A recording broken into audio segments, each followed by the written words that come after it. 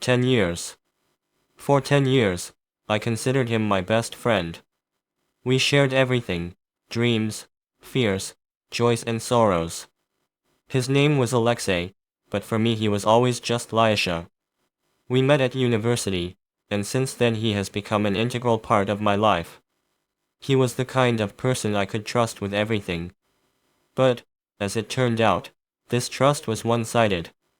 It all started with the little things. Sometimes I noticed that Lyosha knew about my plans even before I had time to tell them about them. He always found excuses. You told me yesterday, did you forget? Or I just guessed, we've been friends for a long time. I believed him. Why not? He was my friend.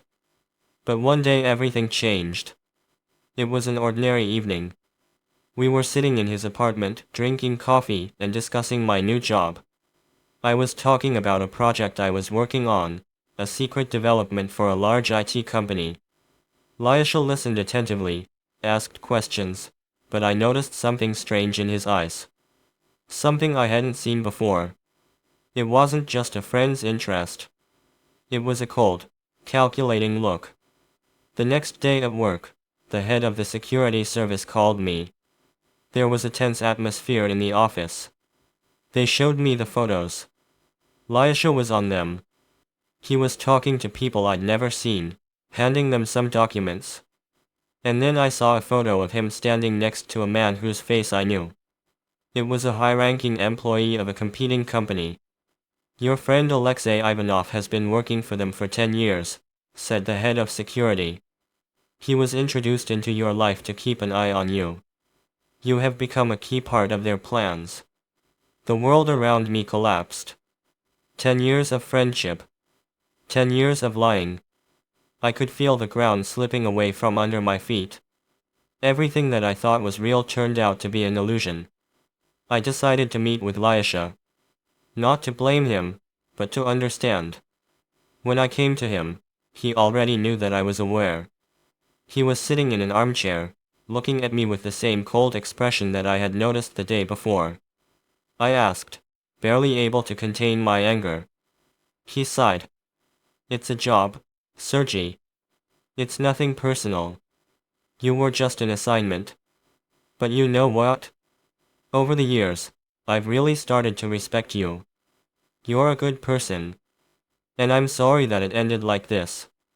I stood in front of him, clenching my fists, trying to hold back the storm of emotions that was raging inside. His words sounded like an excuse, but they couldn't heal the wound he had inflicted.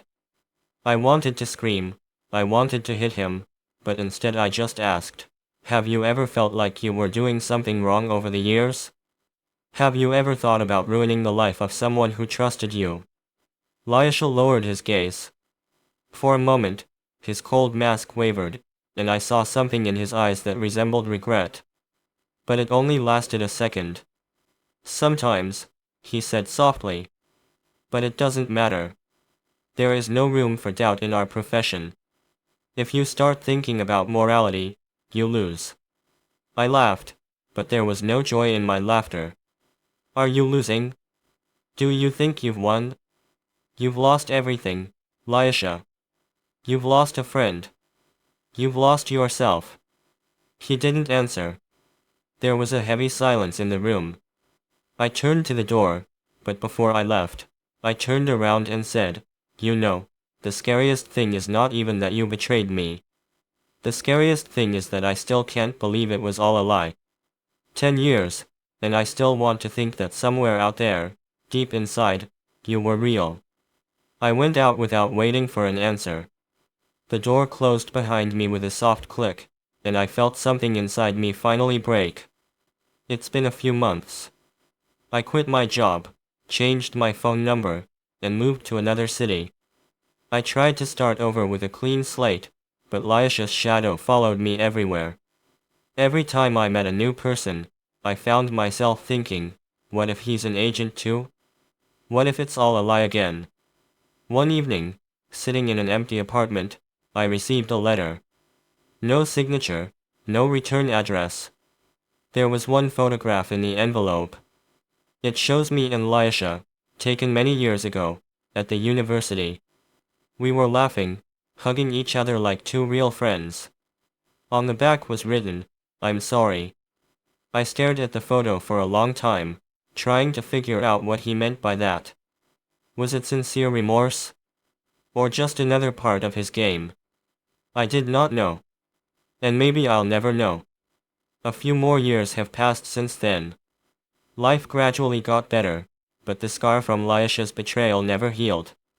I found a new job, made new friends, but always kept my distance. No one could replace the trust I once had in him. No one could understand why I was so careful, why I didn't allow myself to get close. One day, returning home after work, I noticed a familiar figure at the entrance. My heart skipped a beat. It was him. Lyosha. He looked older, more tired, but it was him. We stood facing each other like two ghosts from the past. "What are you doing here?" I asked, trying to stay calm. "I'm gone," he said simply. "Out of all this. Out of the game. Out of lies. I don't want to be who I was anymore." I looked at him, trying to figure out if I could trust him. His eyes were full of sincerity, but I already knew how easily he could fake it. "Why now? Why after all these years?" I asked. "Because I realized that you were right," he replied. "I lost myself. And I want to get back at least some of what I destroyed. At least a part of myself." We were silent. The wind was blowing fallen leaves down the street, and somewhere in the distance, cars were honking. I could feel two feelings fighting inside me, the desire to believe him and the fear of being deceived again. "You know that I can't just forgive you, right?" I finally said. Lyosha nodded. "I don't expect to be forgiven. I just wanted to tell you the truth. The whole truth. If you're ready to hear it." I hesitated. But curiosity and some strange hope prevailed. "Good. Speak." We went up to my apartment. Lyosha told me everything. About how he was recruited back at university. About how he was supposed to be watching me, gathering information, manipulating me. He talked about his doubts, about how every time he saw how much I trusted him, it became harder for him. But he couldn't stop. Until he realized he couldn't take it anymore. "I'm not making excuses for myself," he said at the end. "I just want you to know that it wasn't all a lie. You were more than a task to me. You were a friend. And I ruined it." I listened to him, feeling something change inside me. Anger, resentment, pain, all this has not gone away. But with them came something new.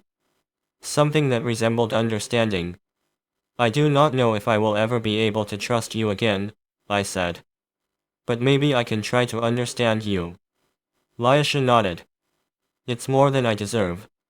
A few more months have passed since then. Lyosha stayed in town, and we started dating occasionally. Not as friends, there's too much pain and distrust left between us, but as two people who are trying to find common ground after years of lying and betrayal. We talked about a lot of things, about the past, about what each of us has been through over the years, about how our lives have gone our separate ways. Sometimes the conversations were light, almost like before, but more often they were tense, full of unspoken resentments and doubts. One evening, sitting in a cafe having a cup of coffee, Lyosha suddenly said, "I know you still don't trust me. And I understand why. But I want to do something that proves to you that I'm not the person I used to be anymore." I looked up. "What do you mean?" He took a small USB stick out of his pocket and placed it on the table between us. "That's all I have. Documents, files, evidence of how the system I was a part of works. I don't want to be a part of this game anymore. And if you want to, you can use it to destroy it." I stared at the drive, feeling my heart begin to beat faster. "Do you understand that this is dangerous? If they find out that you did it, I—" "No," he interrupted me. "But I'm not afraid anymore. I've lived too many years in fear and lies. Now I want to do something right. Even if it's the last thing I do. I picked up the drive, feeling its weight in the palm of my hand. It wasn't just a piece of plastic and metal. It was the key to something more. To the truth that I've been searching for so long. A few days later, I handed the drive over to journalists who specialized in investigating corporate crimes. The materials that were on it turned out to be explosive. They uncovered a whole network of espionage, corruption, and manipulation involving large companies and government agencies. The scandal broke out instantly. Lyosha disappeared. I didn't know where he was, and I couldn't get in touch with him. I was afraid that something had happened to him, that he had been found by those to whom he had crossed the road. But a week later, I received a message from him. I'm safe. Thanks for everything. I never saw him again. But sometimes, when I read the news about how the careers of those who were part of this system are crumbling, I think about him. That he might have finally found himself. And maybe one day we'll meet again. Not as enemies, not as a victim and a traitor, but as two people who have been through hell and found a way to move forward. The story of Lyosha and my story is a story about how even the deepest wounds can begin to heal. That even after betrayal, you can find a way to forgive. And that sometimes, in order to become real, you need to stop pretending.